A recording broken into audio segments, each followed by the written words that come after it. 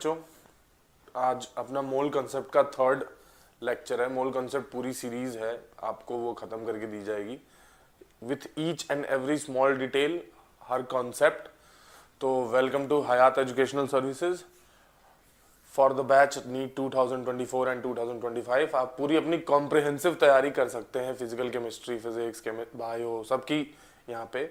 और बिल्कुल ही फायदा तब होगा जब आप नोट्स बना लोगे और यहाँ पे बताए गए एक एक कंसेप्ट को बहुत आराम से सुनोगे। ठीक है, तो लास्ट लेक्चर में हमने मोल ट्री देखा था, फिर कैसे mole to mole, mole to mass, mass to mole, mass to volume at STP, इन सब का कन्वर्जेंस देखा था।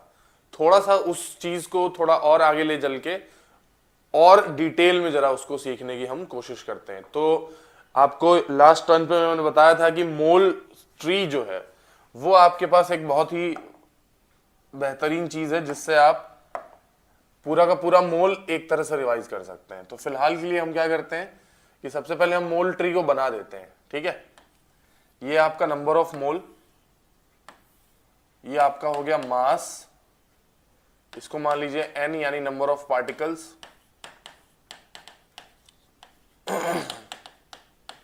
नंबर ऑफ पार्टिकल्स,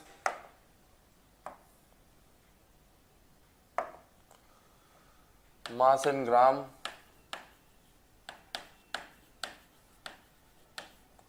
नीचे की तरफ हम ले लेते हैं volume at STP.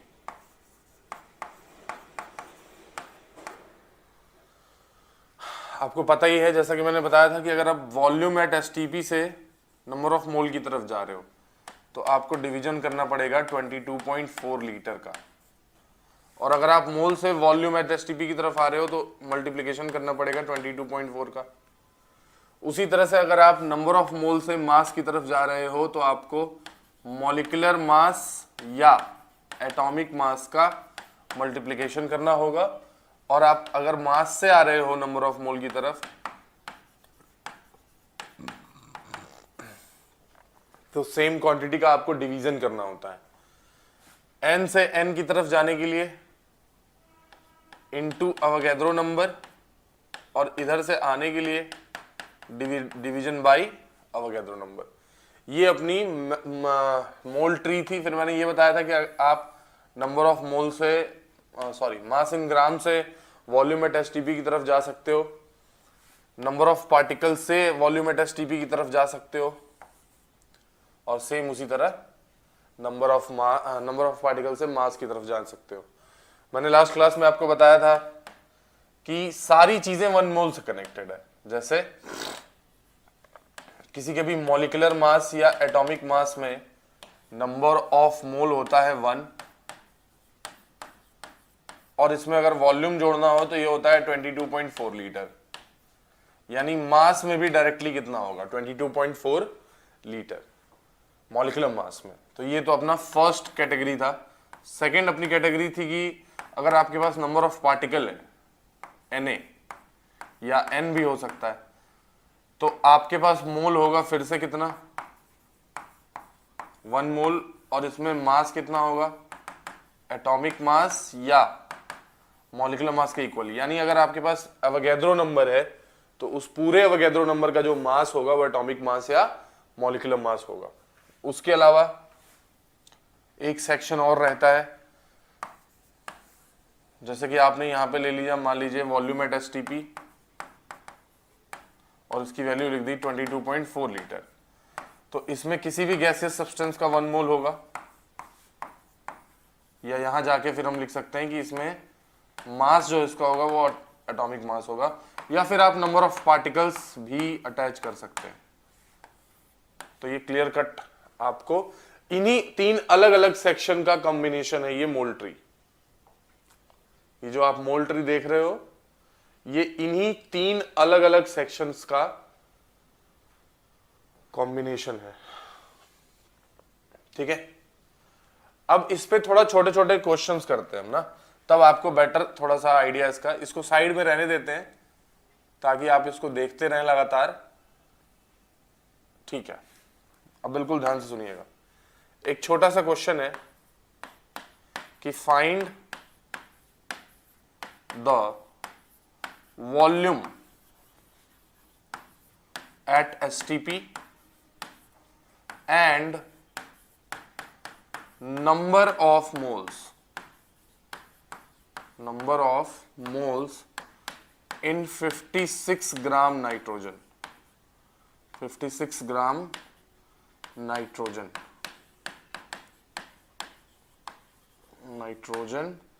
at STP। बिल्कुल ध्यान से समझिएगा, हमने वो वाला केस भी करा हुआ है जिसमें मैंने आपको बताया है कि अगर आपके वॉल्यूम दिया है पर एसटीपी नहीं दिया है तो वहां डेंसिटी वगैरह का इस्तेमाल आपको करना पड़ सकता है, ठीक है। पर यहां तो साफ साफ लिख दिया इसने कि वॉल्यूम एट एसटीपी फाइंड करना है। अब देखिए इस तरह के क्वेश्चंस में जो सबसे पहली गलती बच्चे करते हैं, सबसे पहली गलती ये करते हैं कि वो नाइट्रोजन को एन ले लेते हैं, जो कि एक सिली और माइनर मिस्टेक है। पर आपको नाइट्रोजन को एन नहीं लेना है, ठीक है। क्यों? क्योंकि एक तो वॉल्यूम एट एसटीपी यानी ये गैस है, और नाइट्रोजन एटम है, ये रिप्रेजेंट करता है एटम को, and atoms are not capable of independent existence,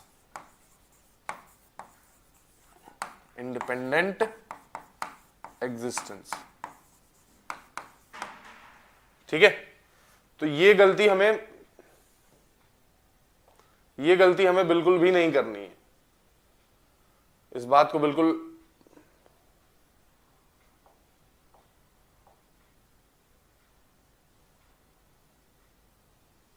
इस बात को थोड़ा समझने की जरूरत है हमें कि नाइट्रोजन कभी भी एन नहीं दिखाओगे आप, ऑक्सीजन कोई बोलेगा तो ओ नहीं दिखाओगे, क्योंकि ये सब एटम है। मैं थोड़ा सा लिख भी देता हूं इसके लिए, नाइट्रोजन, एन, ओ, Cl, ये सब एटम्स हैं। तो क्वेश्चन में जो फॉर्म यूज करना है वो यूज करना है CN2, O2, Cl2, ठीक है। देखिए यहां पे आपको क्वेश्चन के साथ, क्वेश्चन तो कराया ही जाएगा, साथ साथ क्वेश्चन में अप्रोच क्या पकड़नी है, जो मेजर गलतियां हैं वो नहीं करनी, वो सब भी सिखाएंगे हम, ठीक है। तो इसको जरा ध्यान से देखिएगा। अब हमसे कह रहा है क्या निकालने के लिए, जरा इस क्वेश्चन के अंदर देखिए, हमसे कह रहा है मास दिया हुआ है। क्या दिया हुआ है? मास। हमें मास दिया हुआ है और हमसे पूछा जा रहा है वॉल्यूम एट एसटीपी और नंबर ऑफ मोल्स।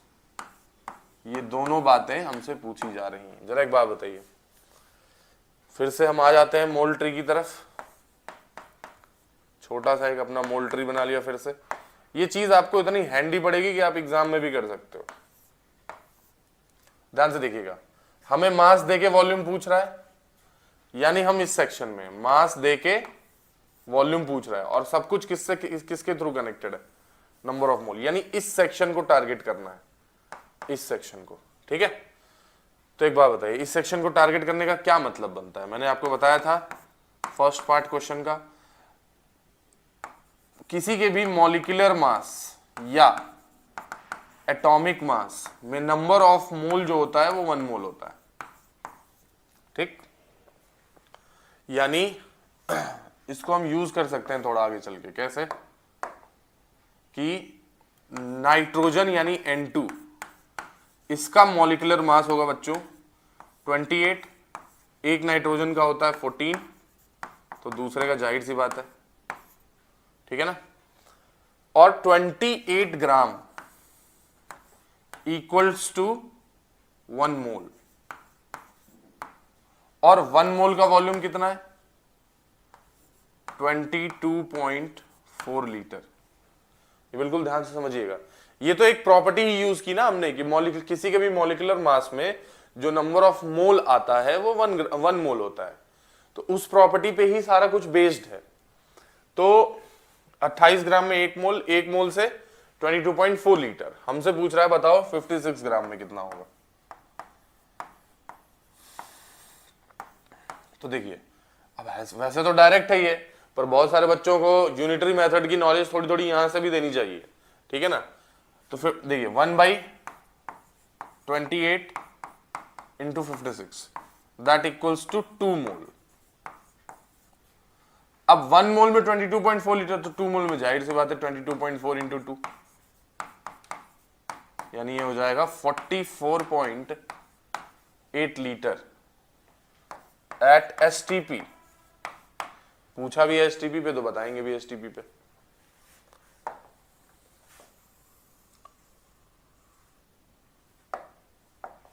उसी तरह से क्वेश्चन का second part, number of moles, तो जाहिर सी बात है वो तो हमने कर लिया। नंबर ऑफ मोल्स 28 ग्राम, इसमें होगा आपका 1 मोल,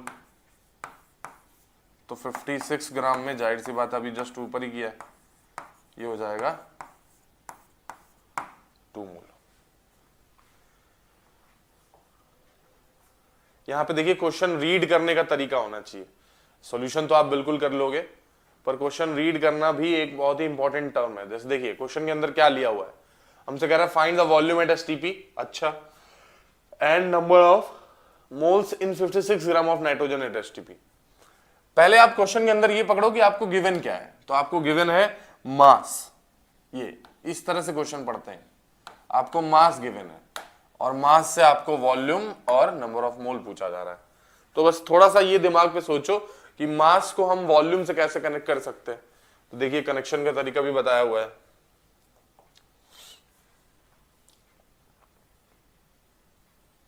इस तरह से बिल्कुल सोच लीजिएगा किस तरह से मास मोल है ना।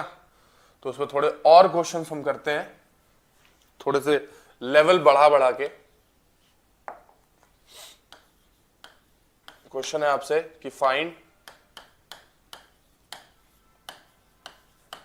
Number of mole in 1.12 litre of ozone at STP. मतलब ये क्वेश्चन बहुत बेसिक सा है, बस आपको ये क्वेश्चन हम बार बार थोड़ा इसलिए भी करा रहे हैं कि आपके जो फैक्ट्स अभी तक आपने पढ़े हैं वो थोड़ा रिवाइज होना चालू हो जाए, ठीक है, और आपको मेरे थ्रू सोचने का तरीका पता चले, है ना। ध्यान से देखिएगा, हमें यहाँ पे find the number of moles, यानी हमें n फाइंड करना है, और हमें क्या दिया हुआ है, v एट एसटीपी, हमको वॉल्यूम एट एसटीपी दिया हुआ है। तो एक बात बताइए, हमने तो सीखा ही है कि 22.4 लीटर दैट इक्वल्स टू 1 मोल। तो बस कुछ नहीं करना, 1.12 लीटर में निकालने के लिए आपको 1/22.4 इंटू 1.12, बस इसको डिवाइड करके इसका सॉल्व कर सॉल्यूशन चाहिए। अब आपको भी दिख रहा होगा, है ना। तो इसका बहुत बड़े प्रॉब्लम्स कोई नहीं है, इसका आप सॉल्यूशन करेंगे तो बहुत बड़े कोई प्रॉब्लम्स इसमें नहीं होते हैं। बस ये तो बेसिक पार्ट है। ये जो छोटे छोटे फैक्ट्स हम अभी आपको सिखा रहे हैं ना, ये आगे चल के यूज होने वाले हैं, ठीक है ना। तो इसको बहुत ध्यान से सोच समझ के, अभी और आएंगे मोल की क्वेश्चंस पे भी हम लौट के वापस आएंगे, पर उससे पहले थोड़े थोड़े और भी कॉन्सेप्ट्स पढ़ लें जो हमारी मोल की स्टडी को थोड़ा और डीप और ले जा सकते हैं, ठीक है ना। तो अपना जो नेक्स्ट टॉपिक है वो है vapour density. Vapour density and relationship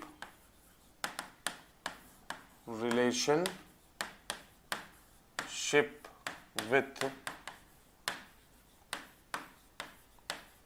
molar mass या मॉलिक्यूलर मास, एक ही चीज है, ठीक है। बहुत ध्यान सुनिएगा। सबसे पहले हम वेपर डेंसिटी की बात कर लेते हैं। वीडी क्या है, बिल्कुल एकदम क्लियर करके देखिएगा। जैसे बचपन में हम लोग वो गैस वाले गुब्बारे उड़ाते थे, तो आप देखो कि गैस वाले गुब्बारों में जब भी गैस भरी जाती थी और उसको पकड़ के रखना पड़ता था, जैसे ही छोड़ो आप वो हवा में उड़ जाता था, है ना। तो हम बताते थे कि हमें बहुत सारी चीज तो पता थी नहीं बचपन में, तो हम क्या करते थे, बताते थे कि हाँ भैया इसके अंदर जो भी गैस है वो हवा से हल्की है या हवा से भारी है, ठीक है ना। हवा से भारी होगी तो बैठने लगेगी और हवा से हल्की होगी तो एटमॉस्फेयर में जो मिक्सचर ऑफ गैसेज है उसी को हवा कहा जाता है, और क्या कहा जाता है। तो उससे अगर भारी होगी तो वो हवा में उठने, हल्की होगी तो हवा में उठने लगेगी। ये सब चीजें हम बचपन में बताते थे। पर उसका एक्चुअल जो टर्म है ना बताने का, वो है वेपर डेंसिटी। आप जरा वेपर डेंसिटी की डेफिनेशन पे गौर करेंगे जब, तो आपको पता चलेगा कि यार हाँ ये तो यही था। देखिए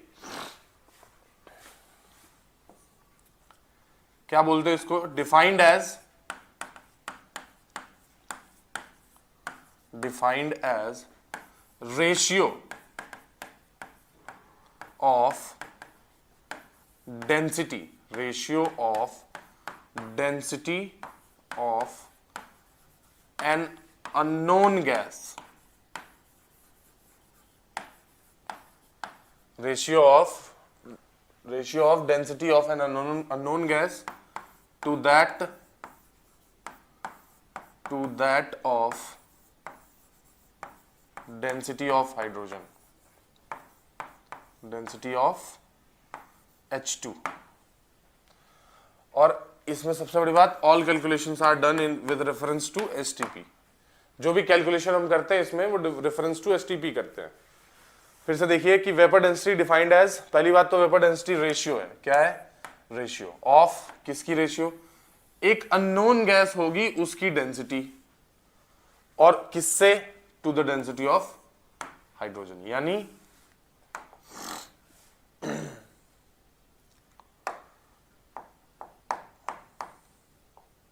अपने पास वेपर डेंसिटी का जो फॉर्मुलेशन है वो हम लिख देते हैं डी गैस, जिस गैस को हम नहीं जानते उसको डीजी, और डी हाइड्रोजन DH2। ये है अपना vapour density.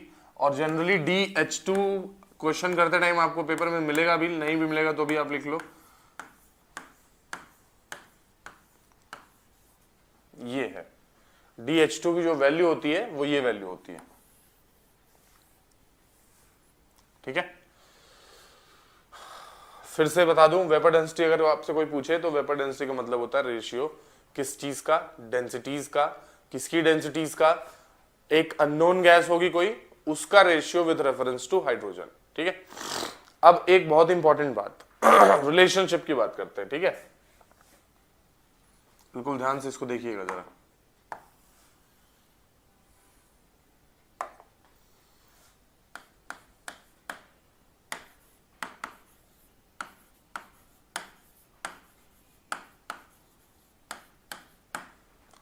Vapour density and molecular mass. ठीक है, देखिए vapour density is equal to, हमने लिखा D of the gas upon D of hydrogen. अच्छा, इन जनरल हम जानते हैं कि डी इज इक्वल टू होता है मास अपॉन वॉल्यूम। ठीक है, बस आपको एक बात ये याद रखनी है कि यहां पे वॉल्यूम एसटीपी पे। ठीक है ना,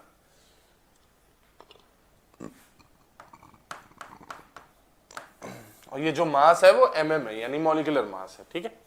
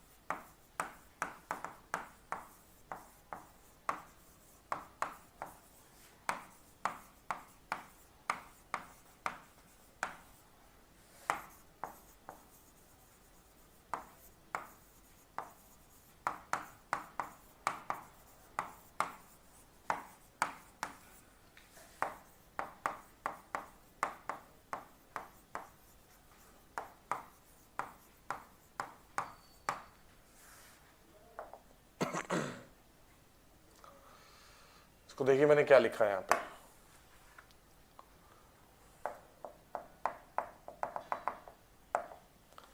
मैंने यहां पे लिखा है कि एट एसटीपी, अगर हम एसटीपी की बात करें तो gases having equal number of particles will have same volume even if they are different gases. मतलब अगर आपके पास O2 है, अगर आपके पास N2 है, पर इसका भी नंबर ऑफ पार्टिकल मान लीजिए 1 मोल है और इसका भी नंबर ऑफ पार्टिकल मान लीजिए 1 मोल है, तो दोनों का ही वॉल्यूम जो एसटीपी पे होगा, वॉल्यूम एट एसटीपी, वो निकल के आता है 22.4 लीटर। मतलब ये तो हमने वैसे भी सीखा हुआ है कि किसी के भी एक मोल में टोटल जो वॉल्यूम होता है वो होता है 22.4 लीटर, है ना। अब यहां पे क्या करेंगे हम,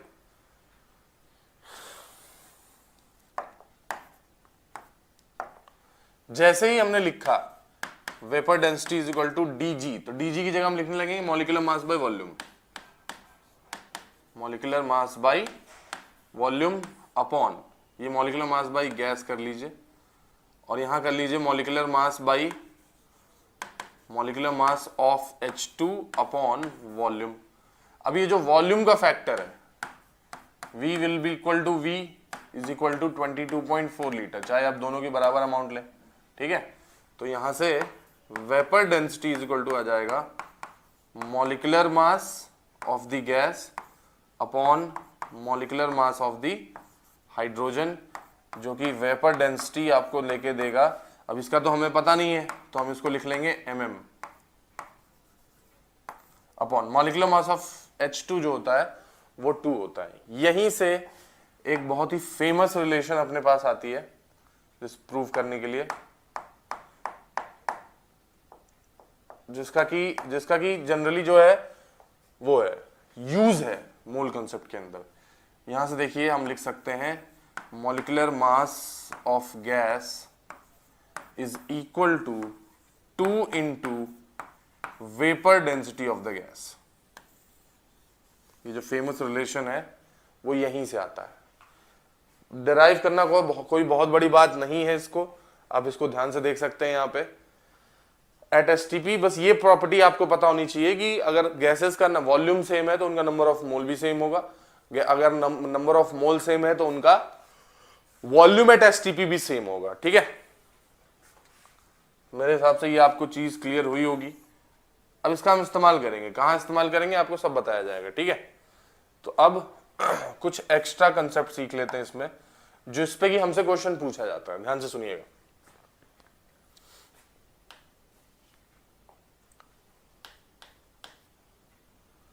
जैसे कोई भी एटम है, ये क्या है एटम। अच्छा मान लीजिए आपके पास एक एलिमेंट है X, तो मैंने बताया था कि किसी भी एलिमेंट को इस तरह से रिप्रेजेंट करते हैं। ये X आपका एलिमेंट है, जो A है वो एटॉमिक मास है। आपको यह भी बताया गया था कि एटॉमिक मास देते हैं न्यूट्रॉन प्लस प्रोटॉन, और दोनों को इकट्ठा कहते हैं न्यूक्लियॉन, ठीक है। न्यूक्लियॉन्स एक से ज्यादा हो सकते हैं। अच्छा उसी तरह से Z है atomic number equal to number of electrons या नंबर ऑफ प्रोटॉन्स। अब एक चीज समझिएगा, बहुत ही एक छोटा शॉर्टकट है। शॉर्टकट तो क्या ही है, कंसेप्ट ही है, पर एक बार इसको खत्म करते हैं, एक बार एक जगह पे खत्म कर देंगे। कैसे, ध्यान से देखिएगा। किसी भी एटम का जो स्ट्रक्चर होता है उसके सेंटर में, बिल्कुल सेंटर में होता है न्यूक्लियस,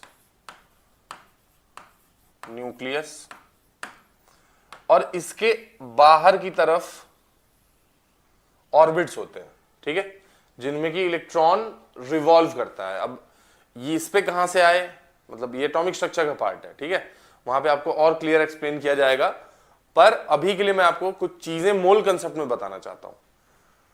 एटम न्यूक्लियस के चारों तरफ कौन रिवॉल्व कर रहा है, इलेक्ट्रॉन्स। चारों तरफ इलेक्ट्रॉन्स पहले में 2 तमाम तरह के, है ना। तो ध्यान से देखिएगा। अब एक बात बड़ा क्लियर कर लीजिए। सपोज करिए हमसे कहा, किसी ने कहा सोडियम एटम या 1 सोडियम एटम, सिर्फ 1 सोडियम एटम।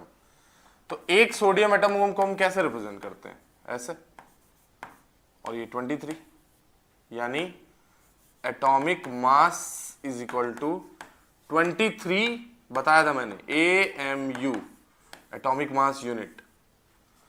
अच्छा, एटॉमिक नंबर ये है Z, यानी 11 इलेक्ट्रॉन्स 11 प्रोटॉन्स। अच्छा, नंबर ऑफ न्यूट्रॉन्स कितने होंगे? नंबर ऑफ न्यूट्रॉन्स, तो नंबर ऑफ न्यूट्रॉन्स होंगे A-Z। ये बात हमेशा याद रखिएगा, ये थोड़ा सा आपको एटॉमिक स्ट्रक्चर, एटॉमिक फिजिक्स वगैरह में भी काम आ जाएगा आपके। Number of neutrons is equal to A-Z, मतलब आप A मतलब एटॉमिक मास, Z मतलब एटॉमिक नंबर, इनको आप सब्ट्रैक्ट करेंगे तो हमेशा आपको नंबर ऑफ न्यूट्रॉन मिल जाएगा, जो कि सोडियम के केस में मिलेगा 23 minus 11, that is equal to 12 neutrons. अब बिल्कुल ध्यान से सुनिएगा। आप सोच रहे होगे कि अचानक से इलेक्ट्रॉन, प्रोटॉन, न्यूट्रॉन क्यों पढ़ाने लगे, है ना? इसको मोल में इन्वॉल्व कर लिया जाता है। कैसे, मैं आपको दिखाता हूं एक छोटे से क्वेश्चन की तरह। बहुत ध्यान से इसको देखिएगा।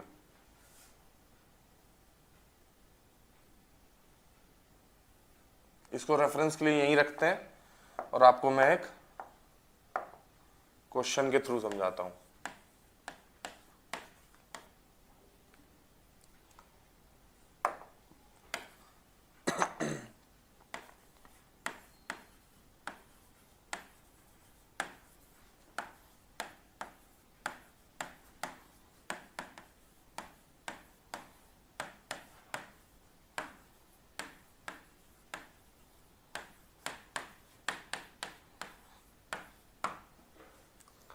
क्वेश्चन को बड़े आराम से पढ़ लीजिएगा ना। क्वेश्चन है, how many electrons are there in 46 gram of sodium. अब ये अपने में थोड़ा सा कंफ्यूजन हो जाती है कई बार बच्चों को, बिल्कुल ध्यान से सुनिएगा। 46 ग्राम सोडियम है, उसमें कितने इलेक्ट्रॉन्स होंगे आपको ये बताना है, ठीक है? देखिए, इस तरह के जितने भी क्वेश्चंस होते हैं उनको सॉल्व करने का जो प्रोसीजर होता है, प्रोसीजर क्या होता है कि आप जरा एक बात बताइए, ध्यान से सुनिएगा। अगर हमारे पास सिंगल एटम है सोडियम का, है ना, सिंगल एटम ऑफ सोडियम,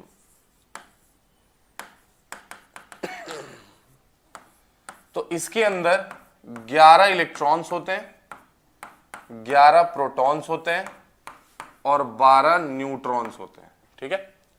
लेकिन ये सिंगल एटम है, एक एटम के अंदर ऐसा है, सिर्फ एक एटम अगर आप उठाओगे तो उसके अंदर 12 न्यूट्रॉन और 11 प्रोटॉन इलेक्ट्रॉन आपको मिलेंगे। लेकिन एक एटम है सिर्फ। बहुत जहां पे कंफ्यूजन होती है, ये only and only one atom की कहानी है, जबकि हमें कह रहा है 46 ग्राम में निकालो। तो सबसे पहले तो हमें यह निकालना पड़ेगा कि 46 ग्राम में नंबर ऑफ मोल कितने सोडियम के, और फिर उस नंबर ऑफ मोल को हम कन्वर्ट करेंगे Na के थ्रू नंबर ऑफ एटम्स में, नंबर ऑफ एटम्स में, और फिर नंबर ऑफ एटम्स में मल्टीप्लीकेशन करेंगे electron present in single atom.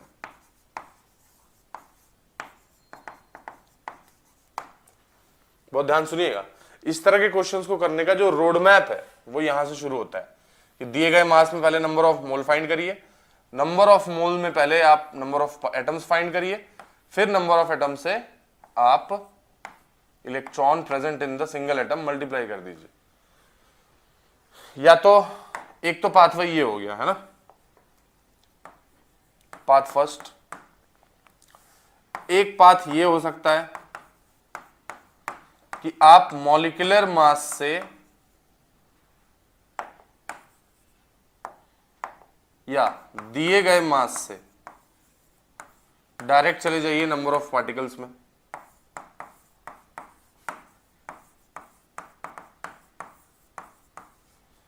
Number of particles आपको में आप मल्टीप्लिकेशन कर दीजिए electron present in single atom का।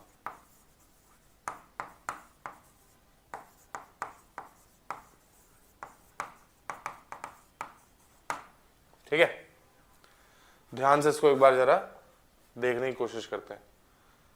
हमसे क्या कहा जा रहा है कि how many electrons are there in 46 gram of sodium. तो मैंने कहा कि सबसे पहले आपको एक काम करना है कि सिंगल एटम सोडियम को उठाएंगे तो उसमें 11 इलेक्ट्रॉन, 11 प्रोटॉन, 12 न्यूट्रॉन होते हैं। उसी तरह से आपको करना क्या है कि पहले दी गई क्वांटिटी को नंबर ऑफ मोल में चेंज कर लीजिए, नंबर ऑफ मोल से चले जाइए नंबर ऑफ एटम्स में, और फिर उसके बाद उसमें मल्टीप्लीकेशन कर दीजिए electron present in single atom का। या तो फिर आप डायरेक्ट करना चाहते हैं तो मास से चले जाइए नंबर ऑफ पार्टिकल्स में और फिर उसमें मल्टीप्लीकेशन कर दीजिए। यानी तमाम तरह के जो मोल वाले कन्वर्जन्स हैं वो यहां पे इफेक्टिव होंगे, है ना। अब हम इसका आंसर कर देते हैं। तो आंसर करेंगे आप, तो सबसे पहले तो आप ये बता दीजिए कि 46 ग्राम सोडियम में 46 ग्राम सोडियम, इसमें नंबर ऑफ मोल क्या हो जाएगा 46 divided by atomic mass 23, that is equal to 2 mole. ठीक, 2 mole is equal to 2 into 6.022 into 10 के power 23 atoms of sodium.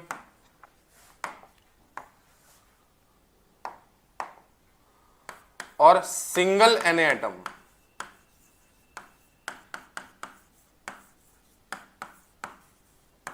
Is equal to होता है 11 इलेक्ट्रॉन्स।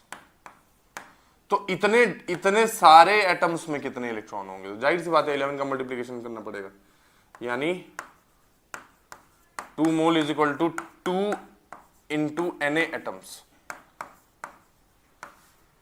इंटू 11 इलेक्ट्रॉन, यानी ये टोटल आ जाएगा 22 into Na electrons, final answer. ठीक है, अभी चूंकि हम लोग कोई सवाल तो सॉल्व कर नहीं रहे हैं, बहुत मतलब प्रैक्टिस पेपर टाइप जिसमें कि हम पूरे कैलकुलेशंस करें, है ना, तो हम तब तक के लिए एवोगैड्रो नंबर को ही Na मानते हैं हमेशा से। तो इस फॉर्म में कैलकुलेशन कर दी है। ठीक है, उसी तरह से एक सैंपल क्वेश्चन इस पे कर सकते हैं, जिसके बाद खाली कर देंगे इसको। बहुत बड़ा कोई कॉन्सेप्ट नहीं, लेकिन गलतियां होती हैं, ध्यान से सुनिएगा।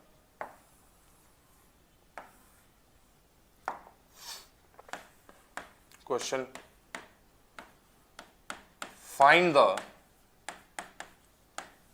The number of atoms in 48 gram ozone.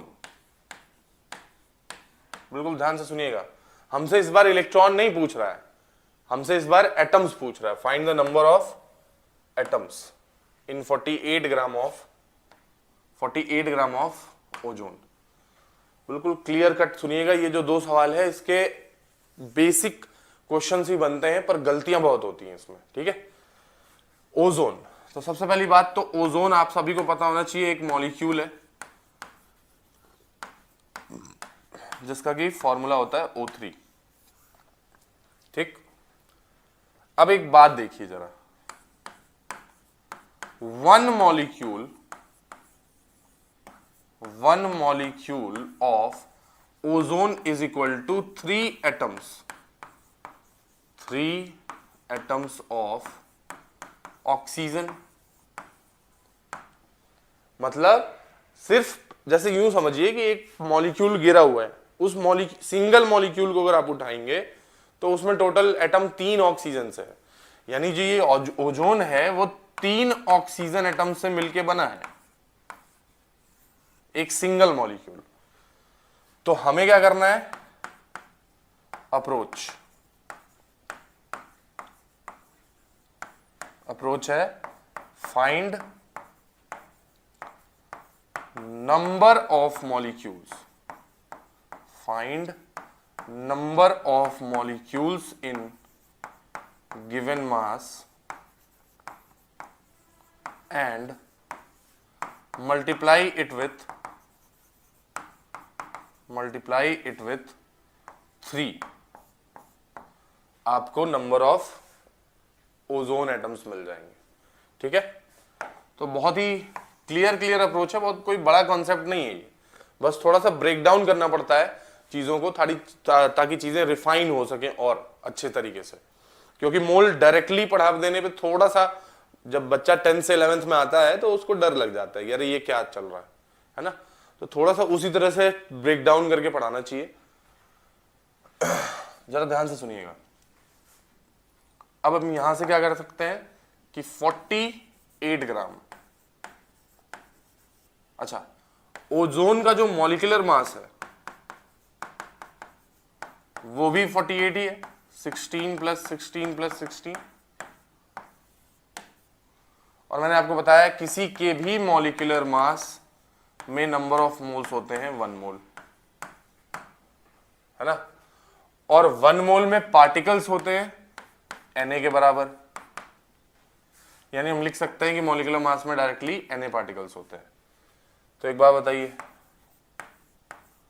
48 gram ozone में Na मॉलिक्यूल्स होंगे,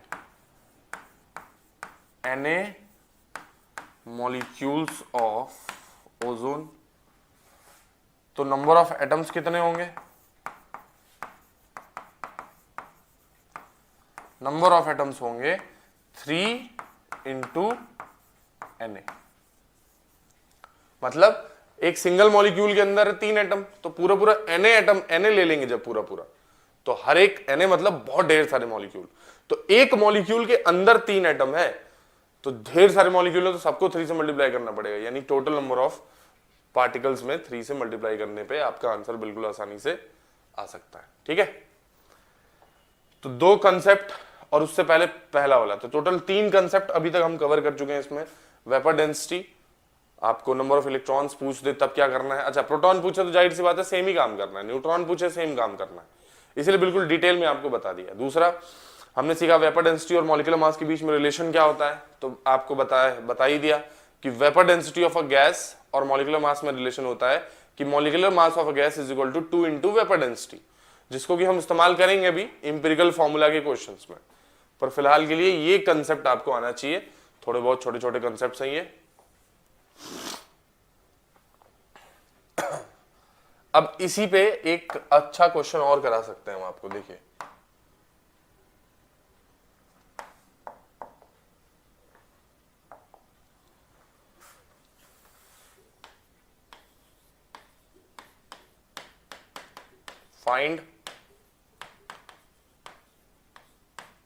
find the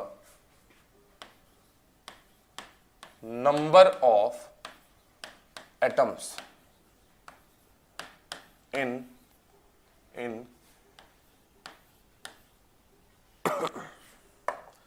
बार बार मासी क्यों ले, एक वॉल्यूम भी ले लेते हैं, इन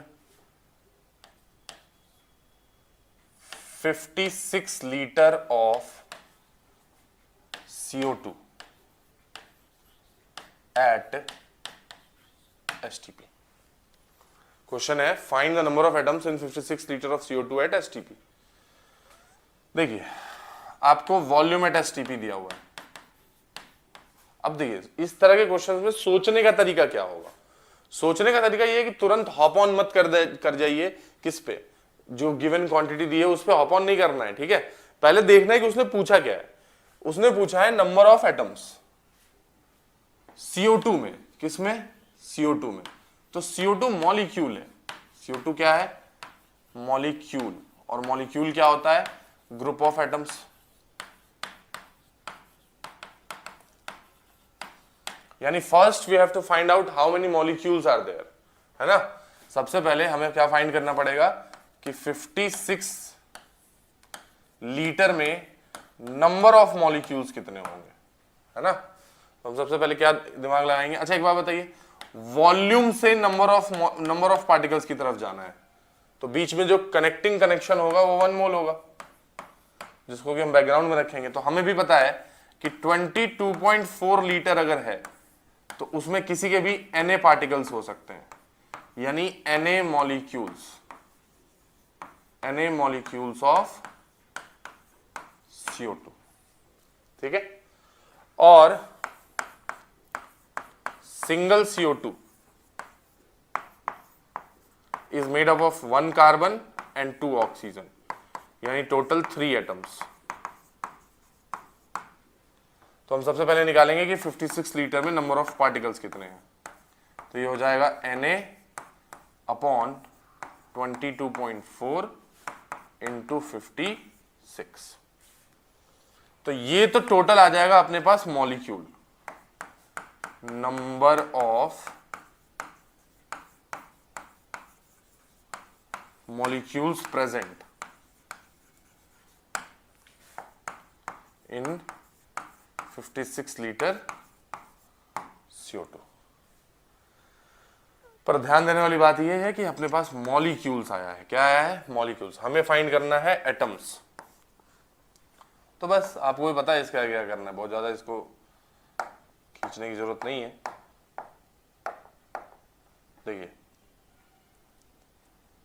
यानी Na अपॉन 22.4 इंटू 56, ये मल्टीप्लाइड बाई 3 एटम्स, यानी 3Na अपॉन 22.4 इंटू 56, ये आएगा total atoms. Total atoms in 56 litre CO2। ठीक है, तो आई होप ये इस तरह के सवाल आप अगली बार करोगे, थोड़ा सा इस पे इंफेसिस करके। और मैंने आपको देखिए तीनों तरीके से बता दिया है, वॉल्यूम दे के भी बता दिया है नंबर ऑफ एटम्स फाइंड करना, नंबर ऑफ एटम्स मास दे के भी नंबर ऑफ एटम्स फाइंड करना सिखा दिया। उसके बाद इलेक्ट्रॉन, प्रोटॉन और न्यूट्रॉन, ये 3 कंसेप्ट बहुत ही तगड़े वाले अपने इधर कवर कर लिए। ठीक है, तो मोल के इस पूरे सेक्शन पे आप जाके प्रैक्टिस करिए। हम चलते हैं नेक्स्ट टॉपिक की तरफ। ध्यान से सुनिएगा, बिल्कुल ध्यान से। कुछ कुछ चीजें हैं जो आपको बतानी जरूरी है, ठीक है ना। तो ये तो हो गए टोटल अपने। नेक्स्ट टॉपिक है अपना, बहुत ध्यान सुनिएगा, मॉलिक्यूलर फॉर्मूला,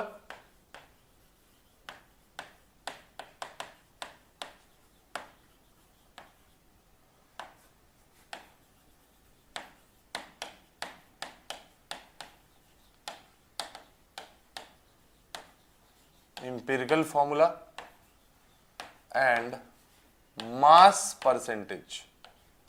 ठीक है,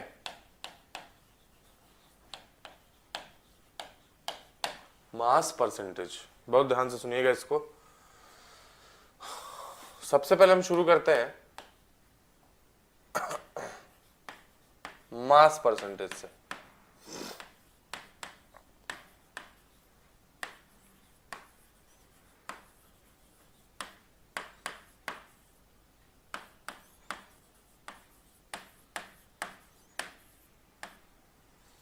ध्यान से सुनिएगा, mass percentage of element in a compound.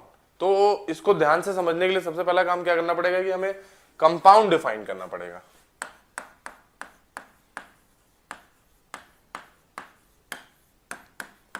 हालांकि 9th क्लास में हम सभी लोग कंपाउंड पढ़ते हैं, लेकिन 11th तक आते आते वो हवा हो जाता है।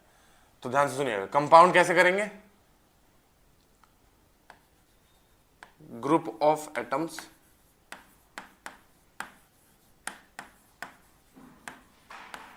combined together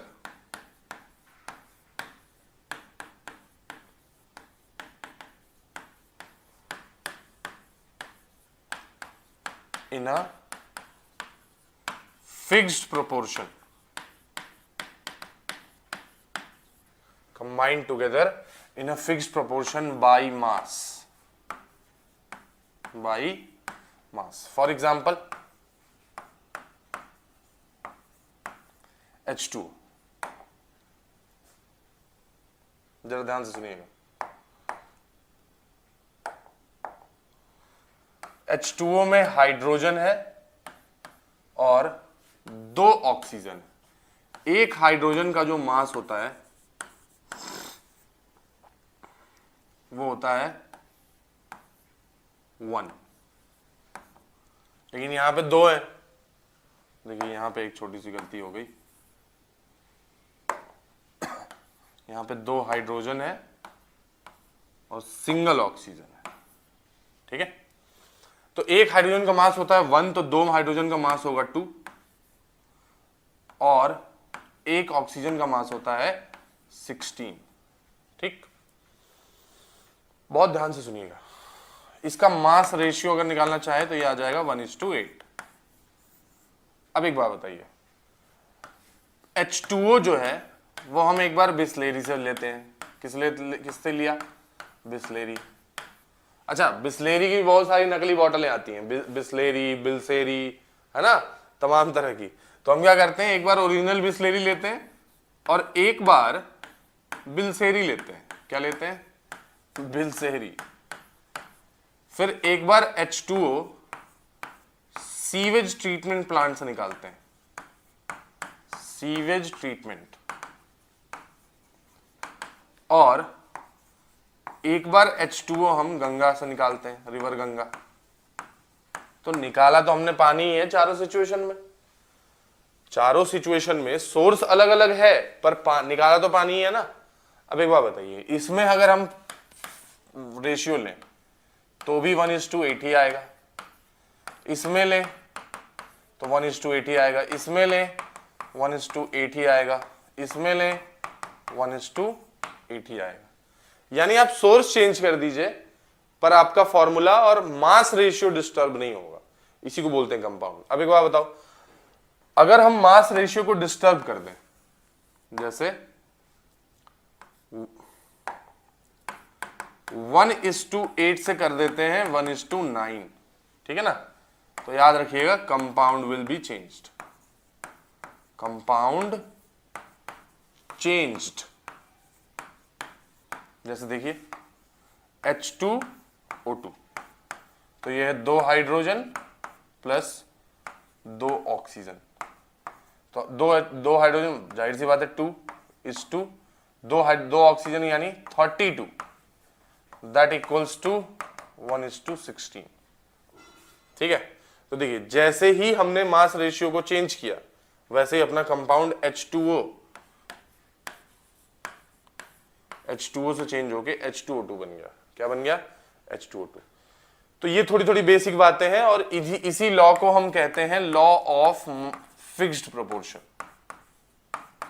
law of fixed proportions, ये डेफिनिट प्रोपोर्शंस भी कहते हैं नाम।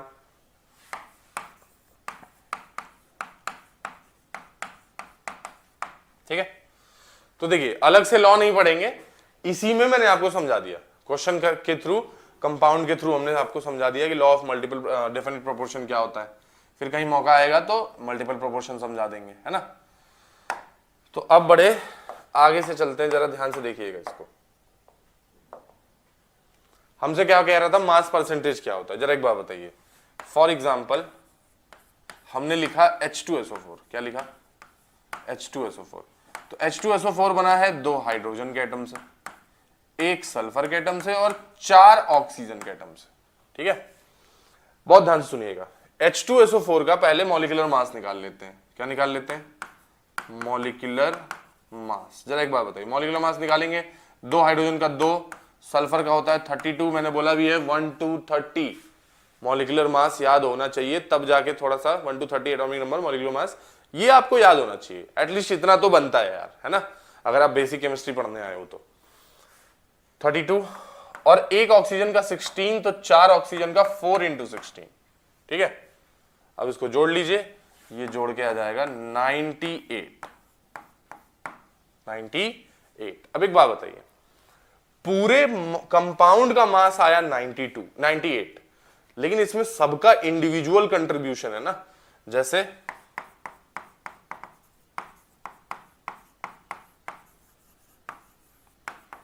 इंडिविजुअल कंट्रीब्यूशन, अगर हाइड्रोजन का लिया जाए तो ये आएगा 2 का, ठीक है, ऑक्सीजन का लिया जाए तो ये आएगा 64 का, सल्फर का लिया जाए तो ये आएगा 32 का।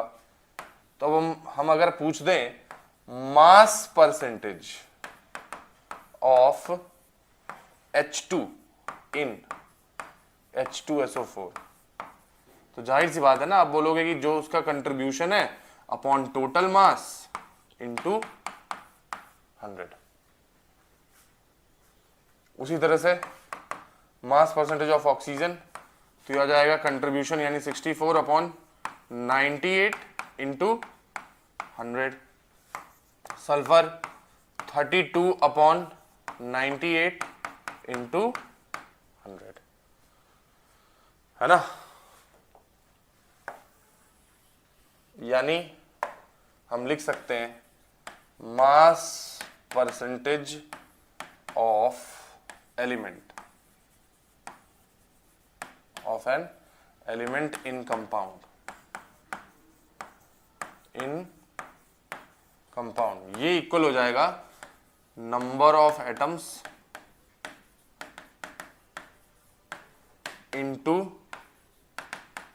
एटॉमिक मास अपॉन में टोटल मास इंटू 100।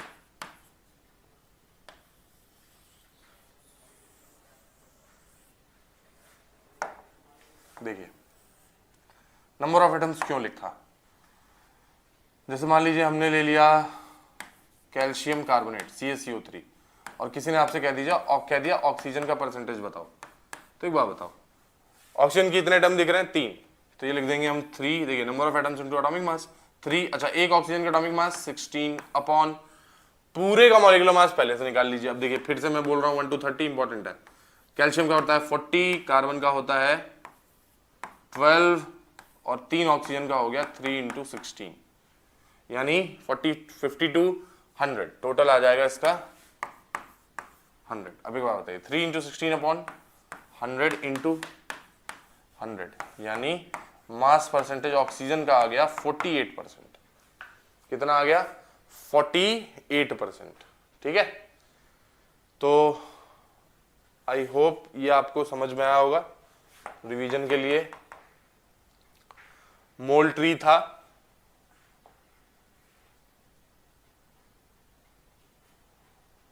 मोल ट्री के ऊपर हमने कन्वर्जन थोड़े बहुत सीखे, अभी और आगे डिटेल में आने वाला है, उसके लिए मत परेशान होइए। ये बेसिक बना रहा हूं मैं, आपका बेसिक पे काम कर रहा हूं। ठीक है, तो बेसिक को थोड़ा ढंग से पकड़िएगा। अच्छा, फाइंड द वॉल्यूम, ये कन्वर्जन के क्वेश्चंस थे। ठीक है, जिसमें मैंने आपको बता दिया था कि मोल के थ्रू आप उनका मोल ट्री के थ्रू आप समझ के सोच के कर सकते हैं। ठीक, नेक्स्ट हमने सीखा वेपर डेंसिटी क्या होती है, वेपर डेंसिटी क्या होती है, उसका मॉलिक्यूलर मास के साथ क्या रिलेशन है, डेरिवेशन कैसे किया रिलेशन का वो सीखा। 2 into vapour density is equal to molecular mass of any gas. फिर उसके बाद हमने सीखा, देखिए थोड़ा सा आपको मैंने कंसेप्ट बताया किसका,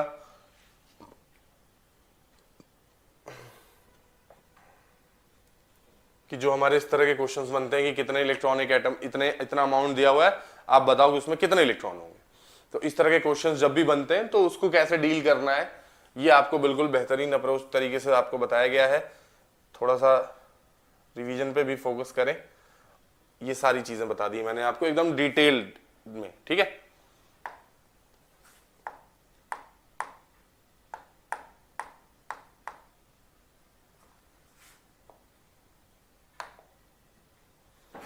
फोर्थ में मैंने आपको बता दिया कि कैसे कन्वर्जन करना है जब आपको वॉल्यूम वगैरह दिया हो और फिर इलेक्ट्रॉन पूछे। ठीक है, और अपनी लास्ट स्लाइड में हमने डिस्कशन करा कि mass percentage of an element in a compound कैसे निकालते हैं। तो उसका पूरा तरीका बता दिया कि पहले आपको निकालना है पूरे मॉलिक्यूल का मॉलिक्यूलर मास। ठीक है, उसके बाद जिस एटम का पूछा गया है उसके नंबर ऑफ एटम्स कैलकुलेट कर लीजिए कितने हैं उसमें। जैसे CaCO3 के अंदर ऑक्सीजन के एटम 3 है, फिर उसका एटॉमिक मास आपको याद होना चाहिए, मैं बार बार बोल रहा हूं 1 to 30, और फिर हमने टोटल मास कैलकुलेट करके यहां से परसेंटेज कैलकुलेट कर लिया। अपनी नेक्स्ट क्लास जब होगी भाई, तो हम लोग सीखेंगे मॉलिक्यूलर फॉर्मूला, एम्पिरिकल फॉर्मूला, फिर इस चीज को आगे लेके चलेंगे। तब तक के लिए रिवीजन करते रहिए। ठीक है, थैंक यू।